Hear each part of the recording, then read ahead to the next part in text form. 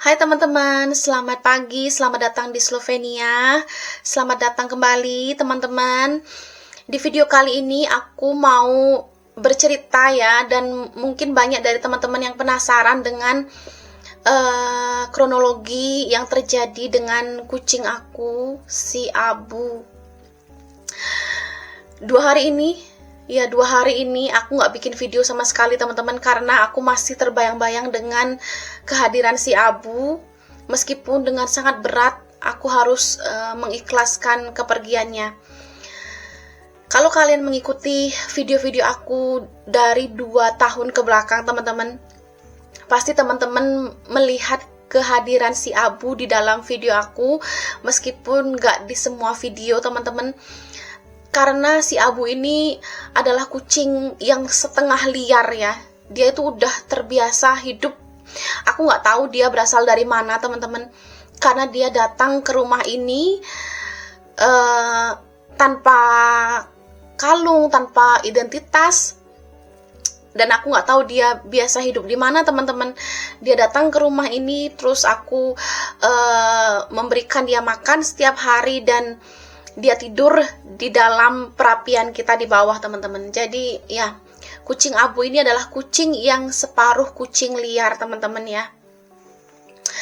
Dan di video ini aku mau bercerita seperti apa kronologi yang terjadi dengan si Abu teman-teman. Tapi sebelum itu aku mau menceritakan sejarah seperti apa Abu ini datang ke rumah kita. Setelah aku scrolling di Instagram, ternyata Abu ini datang itu di akhir tahun 2023. Jadi udah 2 tahunan teman-teman ya. Ya 2 tahun lebih. Abu menemani aku di rumah ini, di lingkungan ini teman-teman.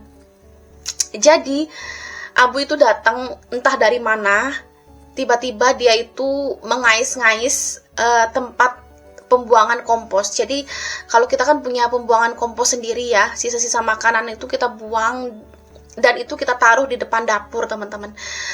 Saat itu Abu tuh mengais-ngais gitu, terus aku datang. Dia agak takut, awal-awalnya tuh dia agak takut gitu, tapi setelah aku bujuk dengan makanan, aku nggak tahu waktu itu aku kasih makanan apa, akhirnya dia mendekat dan dia mulai percaya dengan aku teman-teman. Dia mulai percaya dengan aku, dan mulai saat itu dia menjadi bagian dari kami. Dia hidup di lingkungan kami, meskipun kucing ini tidak masuk ke dalam rumah, tapi kadang-kadang dia itu nyelonong teman-teman. Saat kita buka pintu dapur, dia nyelonong masuk ke kamar, masuk ke kamarku, masuk ke kamar mertua, masuk ke kamar tamu. Jadi kadang dia tuh nyelonong gitu ya, meskipun akhirnya dia harus dikeluarkan teman-teman. Terus aku ingat juga suatu malam, kamar kita kan punya jendela kaca di atas teman-teman ya. Jadi jendela. Dan si Abu ini mengintip dari atas jendela kamar kita teman-teman malam-malam. Saking dia tuh pengen masuknya ya teman-teman. So banyak sekali kenangan-kenangan aku bersama si Abu. Dari dia ngikutin aku ke hutan, karena si Abu ini adalah kucing yang sangat-sangat suka petualang ya teman-teman. Dia itu terbiasa berburu, biasanya berburu kadal, bahkan tikus teman-teman. Dan dia ini adalah kucing yang terbiasa keluar dari lingkungan rumah ya, ke jalan depan. Terus dia biasanya ke rumah tetangga, yang kebetulan rumah tetangga ini juga punya kucing teman-teman, dan kucing tetangga ini juga sering datang ke rumah kita gitu. Aku nggak tahu apakah mereka pacaran atau gimana, tapi pokoknya kucing tetangga itu juga kadang-kadang sering main ke rumah kita dan main sama si Abu teman-teman. Jadi kalau kalian mengikuti, aku sering bilang kalau si Abu ini sering banget hilang, bahkan seminggu nggak pulang-pulang. Dan aku selalu mikir kalau dia itu main ke rumah tetangga. Karena selama dia hilang, teman-teman, dia tuh selalu balik ke rumah seminggu gitu, dia balik lagi ke rumah. Bahkan waktu kita liburan ke Indonesia, tantenya Pak suami juga bilang kalau dia nggak kelihatan si Abu itu selama semingguan gitu. Dan setelah aku balik ke sini, ternyata dia pulang, teman-teman. Dia dalam keadaan sehat gitu ya. Jadi kehilangan si Abu minggu ini, teman-teman, itu benar-benar kayak aku tuh cuma mikir bahwa dia mungkin main ke rumah tetangga gitu, kayak biasanya gitu, dia main ke rumah sebelah, atau mungkin dia menemukan rumah baru, menemukan pemilik baru gitu. Aku nggak masalah sama sekali kalau misalnya dia menemukan rumah baru, terus dia lebih disayang, dia lebih diperhatikan. Itu aku nggak apa-apa banget, teman-teman. Aku malah bahagia kalau dia menemukan orang yang lebih peduli, lebih menyayangi dia gitu, teman-teman. Tapi ternyata kepergian dia 1 minggu ini, teman-teman, itu ceritanya beda. Jadi kali ini, teman-teman, aku mau bercerita kronologi kepergian si Abu yang benar-benar mendadak dan aku sama sekali nggak membayangkan, teman-teman. Padahal dulu waktu Abu masih ada itu aku sempat bilang ke Pak suami, aku nggak tahu seperti apa kalau misalnya Abu ini pergi atau ninggalin aku gitu kan. Dan hari itu ternyata terjadi kemarin lusa, tepatnya di hari Rabu, teman-teman. Di hari Rabu, setelah seminggu Abu nggak pulang sama sekali. Setiap hari aku panggil-panggil, Kak. Biasanya dia tuh kalau dipanggil-panggil tuh selalu datang, teman-teman. Dia selalu keluar dari tempat persembunyiannya di ruang bawah perapian ya. Jadi selama ini Abu itu tinggal di ruang perapian. Jadi kita punya kayak kotak kardus di atas gitu, dan di situ tuh ada kayak jerami-jerami gitu ya. Dan dia tinggalnya di situ, teman-teman. Dan musim dingin dia juga tinggalnya di situ karena di ruangan situ tuh anget, karena kan ruang perapian ya. Dia itu keluar dari jendela kecil di ruangan itu, teman-teman. Kalau biasanya aku panggil, dia itu selalu keluar loncat gitu, terus dengan suara khas ngeong-ngeongnya itu. Tapi selama seminggu ini dia nggak muncul sama sekali. Aku tanya Pak suami, dia juga nggak kelihatan. Tanya mertua juga nggak pernah kelihatan. Jadi seminggu ini sama sekali dia nggak muncul. Seminggu lebih kayaknya, teman-teman. Nah, aku mikirnya dia itu ke tetangga seperti biasa, main sama kucing tetangga, atau mungkin dia dikasih makan sama tetangga, terus dia dipelihara sama tetangga. Aku tuh mikirnya positif, teman-teman. Aku mikirnya kayak gitu. Jadi ya udah, aku nggak terlalu khawatir ya, karena kan sebelumnya tuh dia udah sering banget hilang ya. Tapi dia kembali gitu loh, teman-teman. Hingga akhirnya di hari Selasa pagi, aku posisinya lagi di kamar, mertuaku lagi di bawah, aku nggak tahu lagi ngapain, teman-teman. Terus aku dengar pintu dapur itu di tok tok tok gitu ya, tok tok tok tok. Terus akhirnya aku turun terus aku buka pintu dan aku lihat mertuaku udah menangis, teman-teman. Terus aku tanya, kenapa? Dia nunjuk si Abu ini. Nah, si Abu ini lagi makan di depan dapur. Itu kan aku selalu kasih makanan di situ ya untuk si Abu dan si Oren. Terus mertuaku bilang, lihat kondisinya Abu gitu. Aku lihatlah dia. Ini pergelangan tangannya si Abu, teman-teman, itu udah yang sebelah kiri depan itu udah oglek-oglek, dan aku lihat di sini udah lukanya tuh udah luka kering tapi dalam, teman-teman. Udah kelihatan tulang di dalamnya tuh kelihatan ya, tapi udah kering, nggak ada merah-merah sama sekali. Terus mertua aku bilang, lihat juga dalam dadanya, lihat dadanya gitu. Terus aku buka tangannya satu, aku angkat gitu. Kalian tahu di dadanya Abu tuh udah terbelah gini teman-teman. Kalian tahu terbelah? Kayak kalian bisa lihat ayam potong yang terbelah, yang kalian bisa lihat isi di dalamnya itu. Dan itu posisinya tuh udah nggak ada merah-merah sama sekali teman-teman. Jadi kayak daging yang udah yang udah dibiarkan agak lama gitu loh teman-teman. Jadi bener-bener kebuka tuh lebar dari sini sampai sini teman-teman. Terbuka. Aku nggak bisa ngomong, aku nggak bisa bereaksi saat itu. Aku bahkan nggak nangis karena aku kaget banget ya. Kayak kenapa ini? Terus akhirnya setelah itu aku dan mertua kita memutuskan untuk membawa si meong ini ke dokter hewannya. Ini pertama kali juga aku bawa hewan ke dokter hewan teman-teman. Jadi aku nggak tahu seperti apa nanti kondisinya. Tapi akhirnya kita bawa dengan mertua ke dokter hewan. Jadi selama ini kan pertama kalinya si Abu ini masuk ke mobil ya. Jadi aku tenangin dia selama di mobil karena dia tuh kayak kaget gitu. Dia inguk-inguk gini. Tapi aku tenangin biar dia itu tidak loncat-loncat gitu teman-teman. Tapi si Abu ini meskipun dia lukanya menganga teman-teman, dia tuh masih makan. Dia itu masih makan, aku kasih susu, dia masih makan minum susu. Jadi kayaknya dia itu kelaparan. Terus dia nggak bisa pulang karena mungkin lukanya saat itu masih baru. Dia nggak bisa jalan. Tapi setelah lukanya agak agak kering, akhirnya dia pulang ke rumah teman-teman.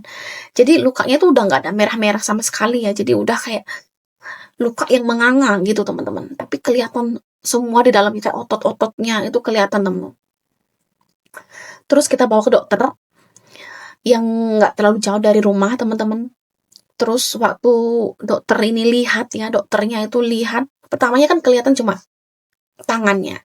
Mungkin kalau tangannya aja itu dia tuh masih bisa disembuhkan teman-teman. Karena kan cuma ini kan ya. Tapi begitu dokternya tuh lihat dibuka ininya, dokternya geleng-geleng. Dokternya tuh sampai geleng-geleng karena ini kayak parah banget gitu loh. Terus dokternya tanya kan, ini usianya berapa? Terus berapa lama nggak pulang? Dan ya kita bilang dia itu separuh kucing liar ya. Dia tuh terbiasa hidup di alam liar. Tapi kalau makanan itu kita siapkan di rumah gitu. Terus akhirnya setelah kita bicara dengan dokter, mertua yang bicara dengan dokter, kemungkinan untuk sembuh si kucing ini sangat kecil sekali dan proses penyembuhannya kemungkinan sangat lama, bisa 1 bulan bahkan lebih teman-teman. Dan untuk tangannya ini kemungkinan besar harus dipotong ya, harus dipotong. Jadi sangat lama sekali untuk proses terapi dan biayanya mahal sekali teman-teman. Kemarin kalau nggak salah itu sekitar 1.000 euro lebih, jadi sekitar 23 jutaan untuk terapi. Dan itu dokter juga tidak menjamin bahwa si Abu ini akan sembuh total teman-teman. Terus ya dengan berat hati dokter mengasih pilihan apakah kalian mau melanjutkan terapi ini atau mengistirahatkan si Abu dengan layak ya. Akhirnya setelah aku berbicara dengan mertua, dengan berat hati kita memilih untuk mengistirahatkan si Abu agar si Abu ini tidak merasakan sakit yang lebih lama. Aku juga nggak tahu apakah dia akan bertahan apa enggak ya teman-teman. Ya jadi kita dengan berat hati mengistirahatkan si Abu teman-teman. Jadi waktu si Abu itu kan dikasih bius ya, dikasih bius gitu, kayak dia itu muntah teman-teman, dia tuh muntah dan ternyata di muntahan dia itu juga ada parasit.